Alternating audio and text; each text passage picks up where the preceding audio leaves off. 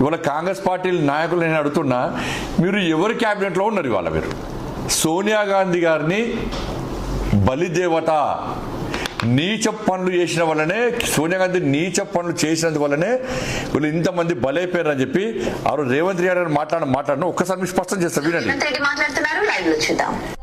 గుడి కట్టండి, బలిదేవత అని చెప్పి ఆమెకు బిరుదు ఇవ్వండి, అప్పుడు సరిగ్గా సరిపోతుంది. ఆమె నైజానికి, ఆమె చేసిన నీచమైన పనులకు 1000 మందిని బలి తీసుకున్నందుకు ఈ పార్టీ వాళ్ళు చేసే పనులు కూడా తెలంగాణ ప్రజలకు కళ్ళగట్టినట్టుగా ఉంటది.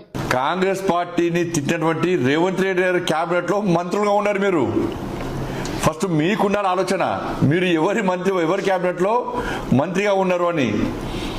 మీ సోనియా గాంధీ తిట్టినటువంటి రేవంత్ రెడ్డి గారి క్యాబినెట్ లో మంత్రులుగా ఉంటూ ఈరోజు భారతీయ జనతా పార్టీని ఇవాళ తెలంగాణ ఉద్యమకాలను దేశభక్తులతో పోల్చినటువంటి సందర్భాన్ని వక్రీకరిస్తూ మీరు మాకు వ్యతిరేకంగా స్టేట్మెంట్ ఇస్తే మీ నిజాయితీ ఏంది, మీ నియత ఏంది, మీ కమిట్మెంట్ ఏంది, మీ పార్టీ ఏంది? అసలు మీ పార్టీ ముఖ్యమంత్రి ఎవరు? తెలంగాణ ఉద్యమాన్ని వ్యతిరేకించిన వ్యక్తి.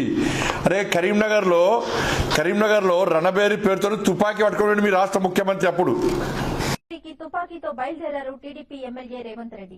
హైదరాబాద్ నుంచి వెళ్లిన రేవంత్ వెంట వరంగల్ జిల్లా మాజీ ఎమ్మెల్యే నరేందర్ రెడ్డి ఉన్నారు. తుపాకీతో ఎందుకు బయలుదేరుతున్నారని మీడియా ప్రతినిధులు ప్రశ్నిస్తే సరదాగా అంటూ సమాధానమిచ్చారు రేవంత్ రెడ్డి.